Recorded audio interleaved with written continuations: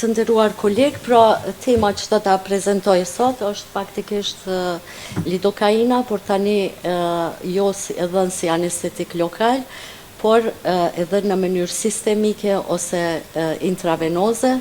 Pra do të shohim diçka të re, apo pak të re, si themi në Kosovë, dhe pak të vjetër në lidhje me lidokainën. Pra, do të flasim në fillim një vështrim të përgjithshëm në lidhje me lidokainën, çka thot literatura për dhënien intravenoze të saj dhe në fund konkludimet dhe natyrisht opinioni im personal në lidhje me këtë çështje. Të gjithë e dim se në vitet e 40-ta, kur për herë të parë filloi që të përdoret lidokaina, ishte edhe anestetiku i parë lokal modern. Në të vërtetë ajo është një aminoamid i cili ka gjysmë jetën në plazmë, 8 minuta, metabolizohet në mëlçi dhe në shumicën dhe në veshk. Prandaj duhet të kemi kujdes kur e aplikojmë te pacientët të cilët kanë insuficiencë renale ose të mëlçisë, për shkak të akumulimit të metabolitëve, pra i ka dy metabolit, njëra është me gjysmëjetë 2 orë, kurse tjetra 10 orë. Mekanizmi i veprimit kur jepet lokal e dim të gjithë, pra është bllokimi i kanaleve të natriumit, me që rast kur jepet lokal, pra kalon membranën me anë të difuzionit dhe shkakton ndërprerjen e përqufshmërisë në neurone, pra kemi ulje të potencialit të membranës dhe pra anestezion. Këto ishin efektet pra si kur jepet si anestetik lokal. Mirë po, që si thash, kohëve të fundit lidokaina po përdoret edhe intravenoz në mënyrë kontinuele, edhe pra kjo është diçka e re, është duke u përdorur viteve të fundit dhe është vërejtë se ka efekt analgetik mjaft potent. Përveç asaj është edhe antiinflamator, është antibakterial, neuroprotektiv dhe kardioprotektiv, antikonvulsiv, madje edhe antikancerogen. Si vepron, do me thonë kur jepet intravenoz, pra ka efekt antinociceptiv, i cili manifestohet me bllokimin, për shembull përveç bllokimin e kanaleve të natriumit, edhe me bllokimin e receptorëve muskarinik dhe dopaminik, pastaj bllokimin e rrymave të kaliumit, mandej bllokimin e impulsit për gjatë përshimit në fijet e pamielinizuara C, mandej këto tjerat, s'po i lexoj tash një nga një. Efekti antihiperalgjezik, efekti tjetër i lidokainës dhënë në mënyrë sistemike, manifestohet me inhibimin e NMDA receptorëve, në efektet në mekanoreceptor dhe inhibimin e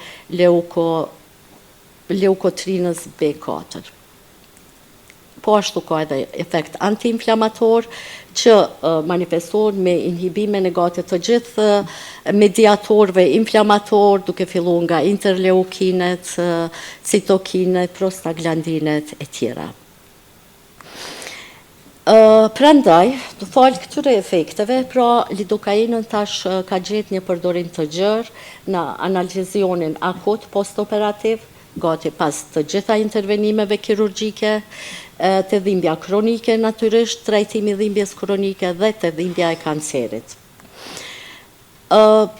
Duhet të them se kjo në mënyrë e dhënjes, do me thonë ende nuk është aprovu nga FDA, mirë po, falë këtyre efekteve pozitive dhe falë shkallës së lartë të analgezionit që e jep, ka gjetë për përdorim mjaft të gjerë, kështu që është ka ardhur në përfundim që të bëhet një konsenzus ndërkombëtar në mënyrë që të ruhet siguria dhe efikasiteti gjatë aplikimit të këtij medikamenti. Qysh jepet, pra të tregoj si janë rekomandimet. Në fillim, zakonisht në fazën e induksionit, apo hyrjes në anestezion, e japim dozën ngarkuese, që është 1,5 mg për kilogram, të peshës trupore të pacientit intravenos, do me thonë në një kohë prej 10 minutave. Pastaj vazhdojmë me dozën mbajtëse, e cila gjithashtu 1,5 mg kilogram në orë, e cila preferohet që të jepet 24 orë, do me thonë vazhdon edhe pas kryerjes së intervenimit kirurgjik, pra në periudhën post-operative. Në fillim, kur filloj mu përdor, ka qenë 48 orë, e kemi përdor edhe 48 orë, po mandej për shkaqe të sigurisë pacientit, do me thonë është kufizu dhënia në 24 orë. Kur e llogarisim, kur e kalkulojmë dozën, gjithmonë marrim parasysh peshën ideale trupore të pacientit, natyrisht nevojitet edhe pëlqimi nga ana e pacientit për aplikimin e saj. Nuk preferohet që të jepet te pacientët nën 40 kg, dhe për çdo pacient jo më tepër se 120 mg në orë, pra infuzioni, nëse ka për shembull pesha është shumë e madhe trupore, atëherë nuk e tejkalojmë 120 mg në orë, në mënyrë që të mbrohemi nga efektet toksike pra të lidokainës.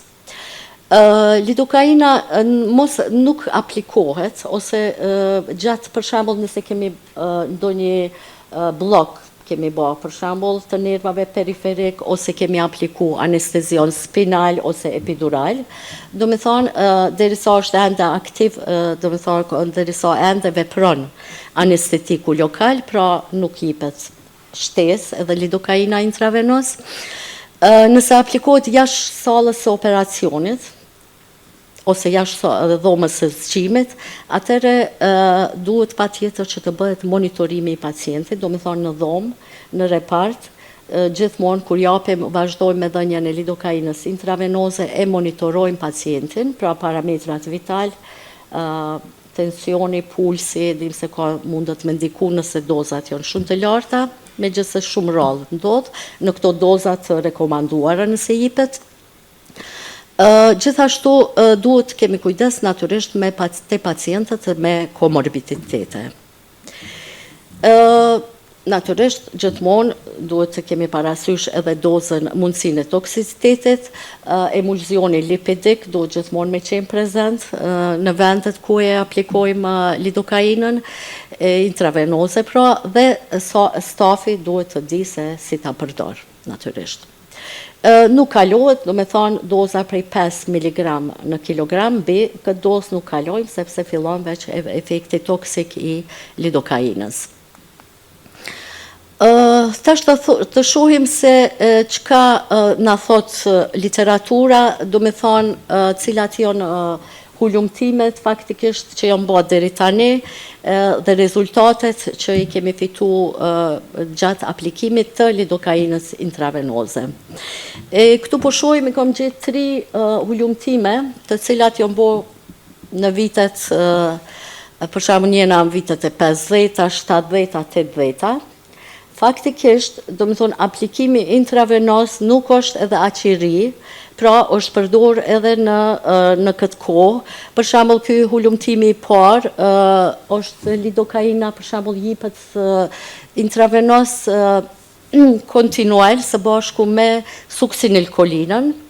Do me thonë se edhe ajo është dhënë dim si miorelaksant në kohë kur s'kemi pas relaksant tjerë. Dhe rezultatet, do me thonë, kanë qenë të mira, është për mbajt anestezioni, pra me këto dy anestetik. Mandej kemi lidokainën, për shembull hulumtimi tjetër, e tregon se si lidokaina, nëse jepet intravenos, ndikon në rënien e dozës së anestetikëve tjerë, që të cilët i aplikojmë, për shembull këtu kanë apliku oksidull të azotit dhe halotanin, do me thonë, kur jepet lidokaina, bjen, këto e kemi vërtetu edhe ne, do me thonë, bjen nevoja për anestetik të tjerë edhe për opioid. Kurse kjo e treta, hulumtimi i tretë, flet për gjithashtu për efektin e lidokainës, por dhe post-operativ, do me thonë efektin e ti në dhimbje. Mirë po, është shumë interesant se pas kësaj kohe, do me thonë, ndoshta një 20 apo ma tepër vjet, nuk përmendet, do me thonë, lidokaina intravenoze, nuk kemi ndonjë hulumtim ose diçka në lidhje me këtë, si duket ndoshta për shkak të se në ndërkohë ka ndalë edhe anestetik të tjerë, analgetik të tjerë, të cilët janë përdorur si intraoperativ, postoperativ, ndoshta edhe për shkak të kostos shumë të ulët, të cilën e ka lidokaina. Tash këto natyrisht e dim industria farmaceutike, ka që me shqit barnat më të shtrejta, po. Kështu që kemi një pauzë që në vitet e 20, pra 2020, fillojnë përsëri, pra të aplikohet dhe fillojnë edhe kemi edhe hulumtime të ndryshme. Për shembull, kjo është një hulumtim i cili është botu në revistën Anesthesiology në vitin 2021, edhe këtu e ka analizu, do me thonë, efektin e ndikimin e lidokainës të dhënë intravenoze gjatë dhe pas operacionit në dhimbjen kronike, do me thonë pas 3, 6 edhe 12 muajsh, do me thonë ka analizu, do me thonë sa ka ndikim dhimbja akute në pengimin e paraqitjes dhimbjes kronike, dhe është vrejtë se do me thonë sidomos ka pas rezultate të mira në kirurgjin abdominale dhe në kirurgjin e gjirit. Këtu kemi përsëri një hulumtim, edhe kjo është e botuar në revistën Anesthesiology, këtu kanë mbledhur të gjitha hulumtimet të cilat janë bërë specifike në kirurgji specifike. Për shembull, në kirurgjin abdominale të hapur, do me thonë është vrejt dukshëm, do me thonë kur është përdor lidokaina intravenoz gjatë dhe pas intervenimit kirurgjik, kemi një rënje të dukshme të shkallës së dhimbjes, mandej kjo motiliteti i zorëve fillon shumë më herët, pra post-operativ dhe shkurtohet koha e hospitalizimit të pacientëve. E njëjta gjë ndodh edhe me kirurgjin laparaskopike abdominale, pra edhe aty rezultatet janë të njëjta. Këto faktikisht unë personalisht e përdori shumë edhe këto muj me thonë që janë edhe përshtypjet e mia, kemi edhe hulumtu, i kemi regjistru disa, i kemi publiku disa të dhëna ende jo. Këtu kemi kirurgjin e prostatës edhe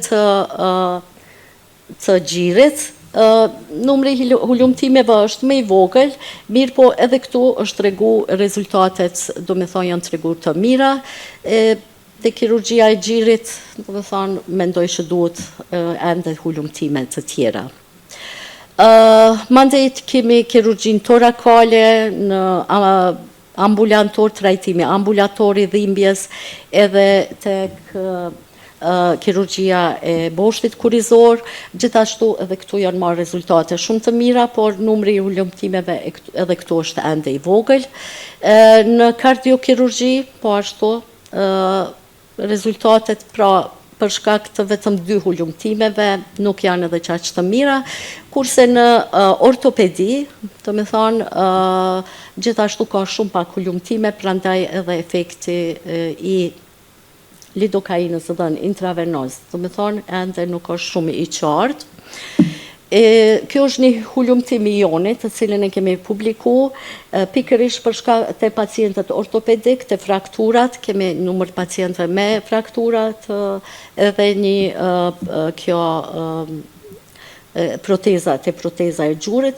Faktikisht, ndoshta pa i mbledh rastet, unë e kom vrejt se me të vërtet shumë po mirë, po ndikon sidomos të frakturat.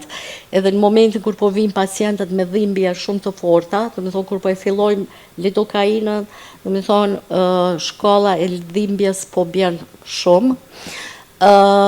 Edhe të njëjtën gjë, pra e ka dokumentu edhe ky hulumtimi joni, më thonë, kjo është grupi kontrolit, natyrisht edhe këtu kemi dhonë analgetik, po kanë që non-steroid edhe analgetik tjerë që japim të pacientat ortopedik, kurse këtu e kemi grupin me lidokain, pra e kemi fillu para gjatë indukcionit deri në 24 orë pas operacionit, dhe po shihet, do më thonë, shkalla sa ka rënë, sidomos duke fillu prej orës, prej minutës së 30, do më thonë sa ka ra shkalla e dhimbjes të këta pacientë.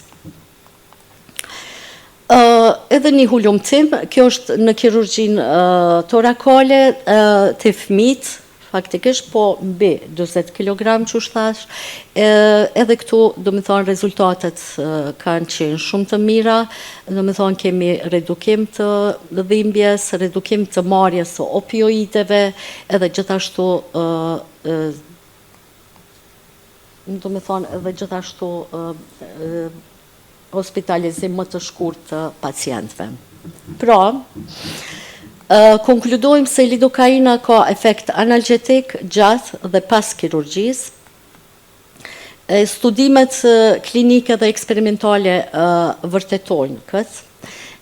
Është hapur një fush e re studimit, mendoj se duhet ende studime të tjera që të vërtetohet edhe kjo, sidomos për dhimbjen kronike, për shembull dhimbjen e kancerit, edhe të ata pacient ka efekt, mirë po nevojiten ma shumë raste dhe ma shumë edhe që të hulumtohet rezultatet edhe të tyre. Unë thash që zgjidhja ime është për analgezionin perioperativ dhe postoperativ është lidokaina, intravenoze edhe mundohem që analgezioni me qenë jo opioid, sa ma pak opioide, pra japim edhe non-steroid, deksazon, magnez, ketamin e tjera.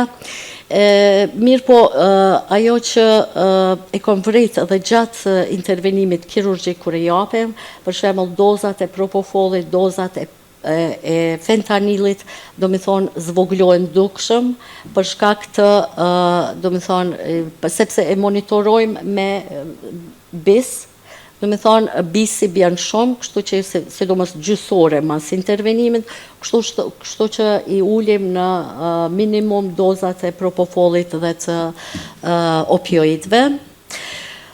Kurse si thash, do më thonë, post-operativ nevojitet monitorim i parametrave vital, do më thonë gjatë kohës. Pra, edhe njerë, ju këshilloj që ta përdorni dhe do të shihni rezultatet janë shkëlqyeshme. Faleminderit. Kam treguar ca rezultatet paraprake të dhimbja fantom. Në fakt, ajo që më ka tërhequr vëmendjen më tepër mua, sepse unë jam nga fshati, nuk jam i shkencës. Nuk ishte, ta them sinqerisht, nuk ishte që unë shikoja që ikte dhimbja fantom. Po në fakt më përmirësoi këmba diabetike ose plaga postoperatore, trofike, kronike. Do me thënë, edhe që parë fola me Fadilin, ka një gjë shumë interesante. Unë në fakt, kur trajtoj fantomën, phantom sensation, dhe pas asaj fillova të flasë për këmën diabetike, dhe thonë që kërkon ai që merret me dhimbje dhe me fantomën me këmën diabetike. Në fakt, ata që vinë me mua që unë bëj procedurën me lidokain, i lopsoas më, jo në nervë. Reperti periferik, neurovegetativ, i këmbës ndryshon në çast si me magji.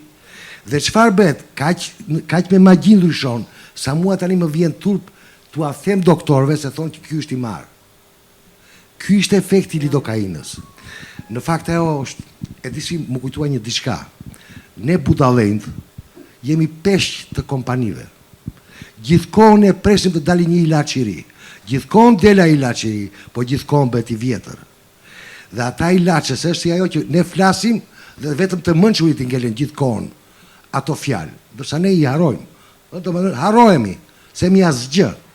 Edhe me ilaçet ashtu është. I jemi kthyer morfinës, i jemi kthyer lidokainës. Dhe çfarë bëhet?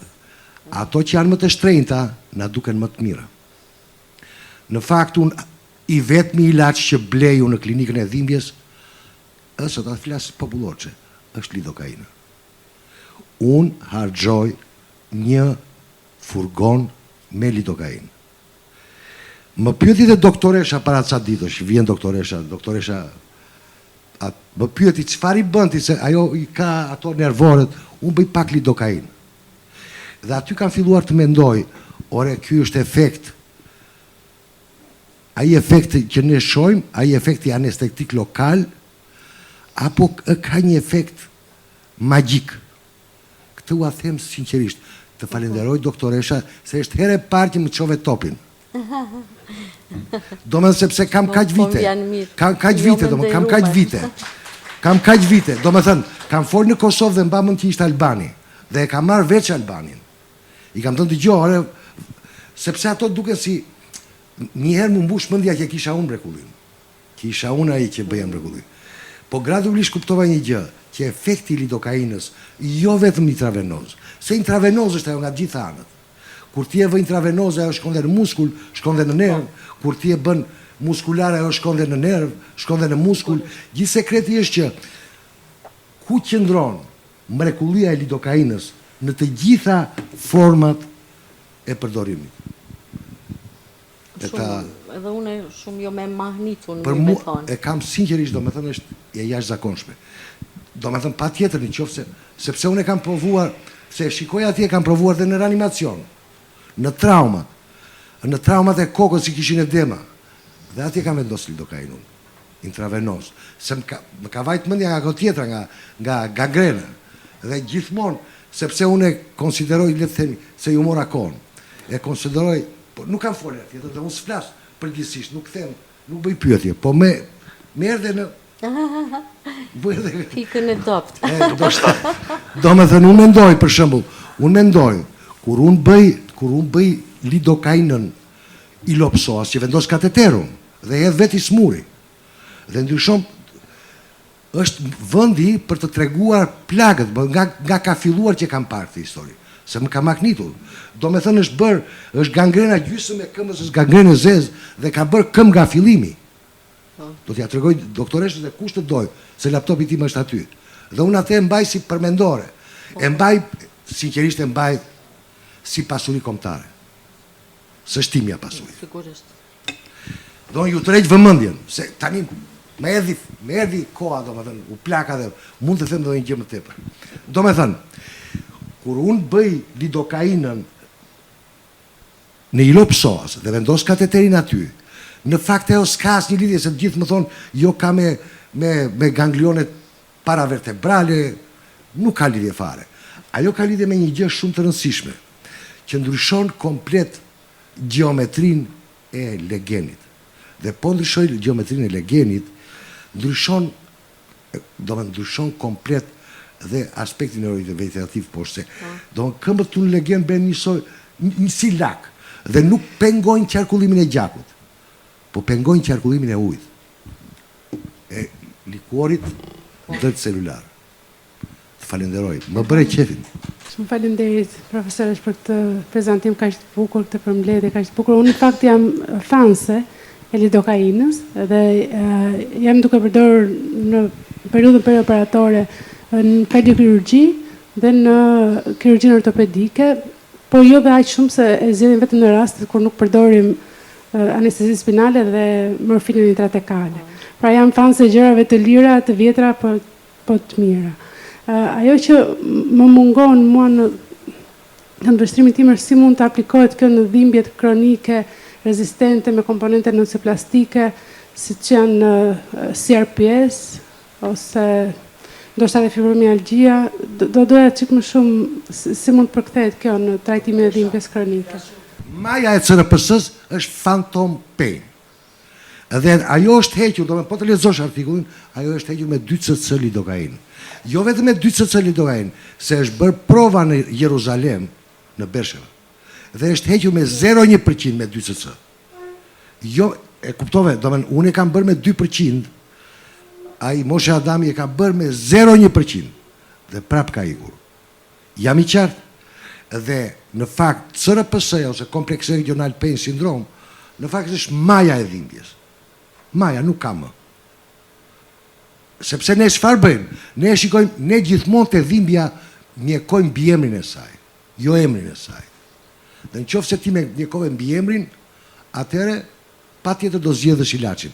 Në qoftë se ti zgjodhet për të mjekuar emrin, që është dhimbje, nuk ka rëndësi kronike apo akute, duhet, në qoftë se do bësh atë, ti do thellohesh shumë herë më tepër. Dhe nuk do punosh me simpati për ilaçet, po do punosh me rezultate tek i sëmuri për ilaçin. Po veç rezultatet Dhe gjë tjetër. Krijojnë simpati. Edhe një gjë tjetër, se tani po për kaq e kam bërë gjithë konferencën. Do me thënë një gjë. Pardia unë fola për urinë dhe etjen. Uria dhe etja si fantoma pa sensacion. Dhe unë e pash në një këndvështrim tjetër. Pa tjetër, ky këndvështrimi tonë na ka mbledhur, ne bëjmë gjitha të punë, harxojmë gjitha ato para nga buxheti, nga xhepi i smurve, për t'i shëruar ata, por ama me një qëllim, që ne të shkojmë më tepër, më tej, se kjo është gjithë ideja. Jo të mburemi me ato që kemi bërë dhe suksese, po me ato ne jem lidhemi këtu për ato që nuk bëjmë dot.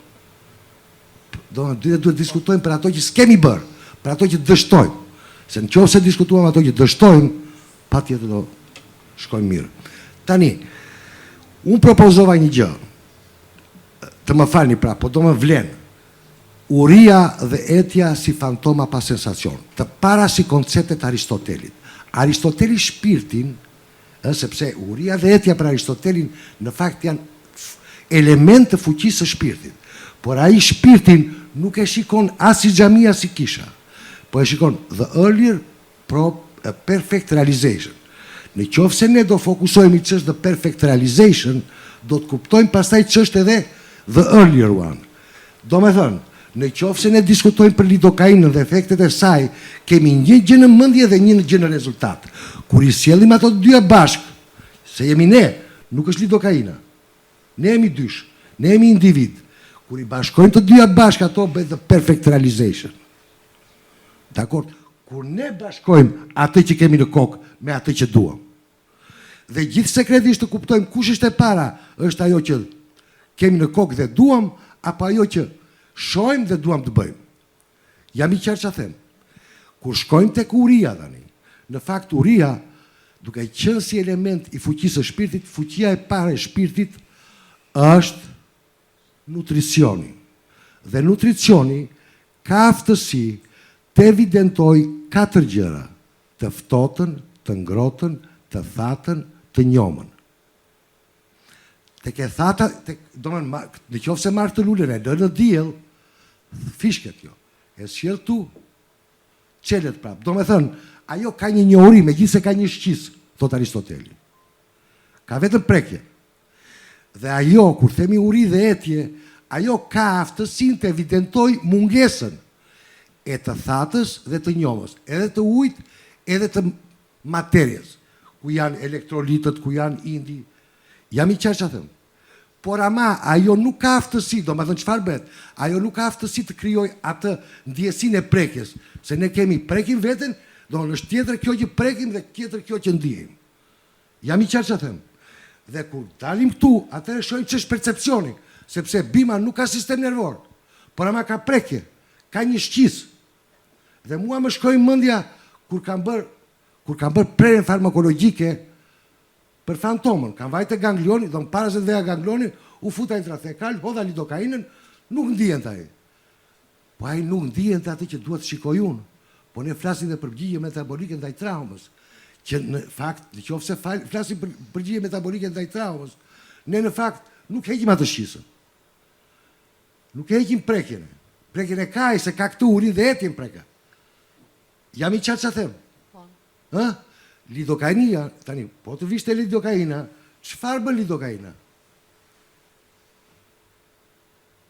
Më kuptove? Do me thënë, heq urin dhe etjen, apo pastaj, po të vemi më poshtë që ka sensacionin, ka lidhje me sensacionin, me këtë ndjesin tjetër që kemi brenda ne. Edhe, kjo ndjesia që kemi brenda ne na bën një imazh. Dhe po t'i shtojnë të gjitha shqisat, se veç prekje, se ne nuk e dim ku e ka prekja qëndrën. Ne e dim ku është nuhatja, ku është ajo, e dim të gjitha se janë në kokë. Po prekja është në gjithë trupin, jo në gjithë trupin, në gjithë qenësin. Tani ku punojmë? Punojmë të prekja apo punojmë të përjetimi?